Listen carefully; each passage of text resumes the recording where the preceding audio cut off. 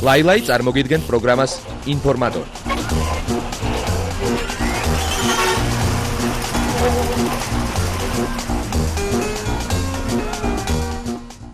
ყველას მოგესალმებით და გთავაზობთ დღის განმავლობაში მომხდარ მსოფლიო შოუ-ბიზნესის საინტერესო ამბებს. ჯერ როგორც ყოველთვის ქართული სიახლეებით დავიწყებთ, შემდეგ კი უცხოეთშიც გადავინაცვლებთ.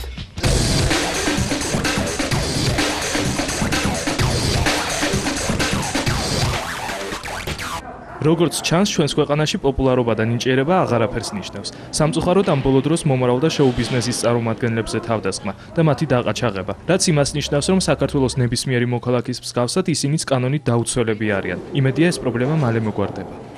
დაყაჩაღებით არ დაუყაჩაღებია, მაგრამ მომპარეს მანქანა, სურათს სახლი გავუტეხეს, კიდე რამდენიმე ჩვენი წრის წარმომადგენელი დააყაჩაღეს ზოგს რაღაცა მომპარეს და ძალიან ცუდი ფაქტია, რომ ეს სამყარო გადმოვიდა ხელოვან ხალხზე რა.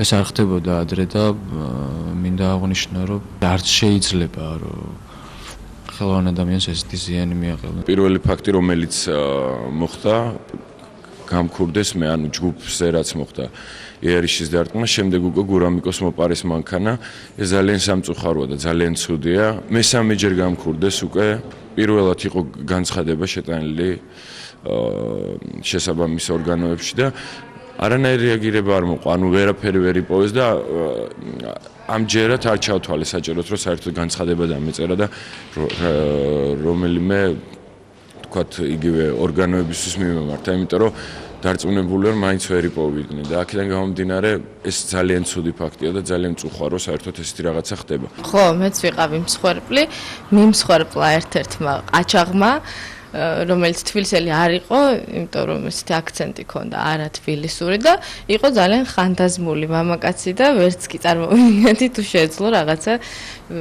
ჩაედინა. ფული დიდი არაფერი არ მედო, მაგრამ მედო საბუთები, მანქანის მართვის მოწმობა და ეს იყო ყველაზე რთული გადასატანი. კატოც ეგეთ დღეში ჩავარდა, იმასაც მანქანიდან მოპარეს, ოღონდ კატომ წითელზე გააჩერა.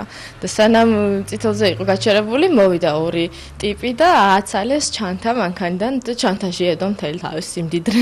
მოკლედ და ძალიან განიცადა. ამ ბოლო დროს გახშირდა რამდენადაც მე ვიცი, იმიტომ რომ მე ერთი არა ვარ, აგერ ჩემს გარშემო ვინც კი არიანო და არა მარტო შოუ-ბიზნესის მოღვაწეები და წარმომადგენლები, ძირითადად ბოლო ერთი თვის განმავლობაში ნახევარზე მეტი დააყაჩაღეს და ეს ემთხვევა თუ რაღაცა მართლა გახშირდა თუ მარტო ჩემნაცნობებს მოსდით არ ვიცი.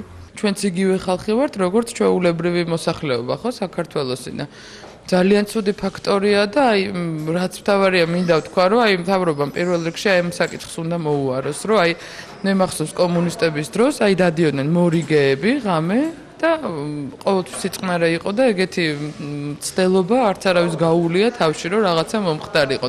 ეხლა მართლა კატასტროფული მდგომარეობა, მით უმეტეს ქალებზე. მე რადგან ცოტა ის ფიზიკურად არც ისე ადვილად მოსარევი ადამიანი ვარ, კაი 10 წუთი ვიბრძოლე, მაგრამ ბოლოში მაინც ახლა ორ კაც ნამდვილად ვერ მოვერეოდი და ნუ ახლა საბუთები და რაც ჩემთვის მნიშვნელოვანი იყო, ხა ტელეფონზე არ ვლაპარაკობ, იმიტომ რომ ეს ისეთი რამეა, უფრო მნიშვნელოვანია, რაც შეგმეთა საბუთები, რომელსაც აი მთელი ერთი თვე უნდა ირბინო და აკეთონა. აი ამიტომ დავზარალდი. კომპანია არტიმედმა ფუნქციონირება გააგრძელა განახლებული სახით. რა თქმა უნდა, კომპანიას განახლებული იდეები აქვს და შესაბამისად გეგმებიც. ასე რომ იმედია წინ საინტერესო პროექტები გვედის. განახლებულ არტიმედში უკვე საუბარია ორ პროექტზე, რომელიც არის ერთობლივი არტიმედისა და ტელეიმედის, იქნება კონკურსი ახალგაზრდებისთვის, რომლებსაც უნდათ სიმღერა და რომლებსაც შეუძლიათ სიმღერა და ამ კონკურსის გადარჩევის შედეგად საუკეთესო 16 ახალგაზრდა ტელეიმედის ეთერის საშუალებით წარსდგება მსმენელის წინაშე, ხოლო კომპანია არტიმედი მათ გარკვეულწილად დაეხმარება თავისი ნიჭის რეალიზაციაში. არის ორი სერიოზული გასტროლი უკვე დაგეგმილი და ჩაშვებული. ეს არის პირველ რიგში მოსკოვში, სადაც წელს პირველად იმართება საქართველოს და რუსეთის ფედერაციის საელჩოების მხარდაჭერთა და დიასპორების პლანეტა ესეთი ორგანიზაციის ინიციატივით პირველად იმართება ფესტივალი სახელწოდებით საქართველოს სიმღერა 2004. პირველი ფესტივალის ჩარჩოებში იმართება ქართველ და რუს ვარსკვლავთა კონცერტი MDM-ის დარბაზში და მეორე დღეს ბატონ ბუბაკი კაბიძის სოლო კონცერტი და ორივეში მონაწილეობენ არტიმედის წევრები, მერაბ სეფაშვილი, ლელა წორწომი, ეკა კვალიაშვილი, ზუკა ხუციშვილი. არის დაგეგმილი 17 აპრილს როტერდამში, ჰოლანდიაში არტიმედის მომღერალთა კონცერტი. ამ შემთხვევაში როტერდამში გამგზავრებიან მერაბი, ლელა წურწუმია, მაია ჯაბუა, დათო გომართელი და ამ კონცერტების წაყვანა მთხოვეს მე. არტიმედი სერიოზულად ფიქრობს თბილისის საკლუბო ცხოვრების, ასე ვთქვათ, რეანიმაციაზე თავისი ძალებით და მე მგონი სეზონით და დროც უკვე შესაძლებელია იმისთვის, რომ განვაახლოთ ასეთი ცხოვრება.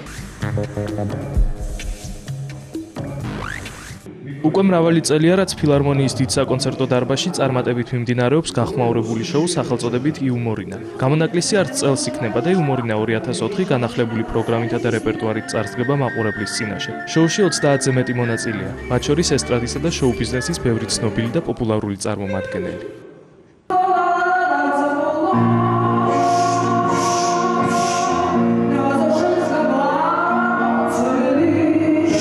საბაგეროთ რომ ნამდვილად ცოცხლად და წვირი დასრულებს, ამის ხაზგასმა ხდება, გაიგე?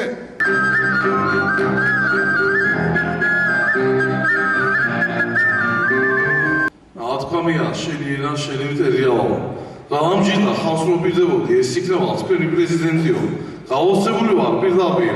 ხალხს რას დაუპირდი, არაფერი ასრულებულა და რაღა ისახა, მაინც სასწაული. ძალიან ძლიერი პროგრამაა. მე ვქონი ყველაზე უფრო საინტერესო რა ჩვენ აქამდე გქონია და აბსოლუტურად ახალი. 2 საათით 10 წუთის მანძილზე თავიდან ბოლომდე ახალი რეპერტუარი. არის ახალი სახეები და მთლიანად ახალია როგორც სიტყვიერი, ისე მუსიკალური იუმორი. დანარჩენი უნდა მობრძანდნენ და ნახოთ.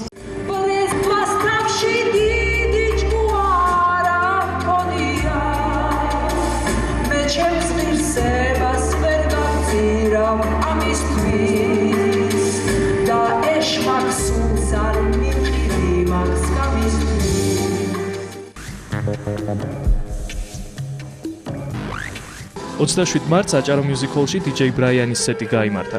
იგი ყველაზე ახალგაზრდა DJ-ია, სულ რაღაც 22 წლის და წარმოშობით პრაღიდანაა. აღსანიშნავია ის, რომ მას თუნმე ძალიან ბევრი ქართველი მეგობარი ჰყავს პრაღაში და სულიერ სიახლოვეს სწორედ მათთან უფრო გრძნობს. სიურპრიზი კი იმაში მდგომარეობს, რომ DJ ბრაიანი არცადაც არ წასულა და 2 აპრილს იგი კიდევ ერთ კონცერტს გამართავს აჭარო მიუზიკ-ჰოლში. გამომდინარე იქიდან, რომ ყველას ძალიან გადატვირთული აქვს ხოლმე აი ეს ბუკინგ კალენდარი არ გამოდის ხოლმე. მაგრამ ამ შემთხვევაში უკვე кайხანი მქონდა მოლაპარაკება ამასთან დაკავშირებით და მან გამონახა სხვადასხვა DJ-ებთან მქონდა, მაგრამ მან გამონახა აი ეს დრო, რომ 5 დღე შეძლო 6 დღე ჩამოსვლა, რომ ორ ნაწილად დაგვეყო. Hi everybody, გამარჯობათ. ყოველთვის დამოკიდებულია იმ მომენტზე და აი ცოცხალი მომენტი შეგრძნება და ხალხზეც დამოკიდებულია. ხო, იქიდან გამომდინარე გადაწყვიტავს რა დაუკრავს, წინასწარ არასდროს არც ის. თუმცა განსხვავებულს დაუკრავს, იმიტომ რომ პირველი ნაწილი ცოტა სხვანაირი მუსიკა იყო, მეორე ნაწილი სხვანაირი მუსიკა იქნება, მაგრამ აი კონკრეტულად რას დაუკრავს, ეგ ჯერ თვითონ არ იცის.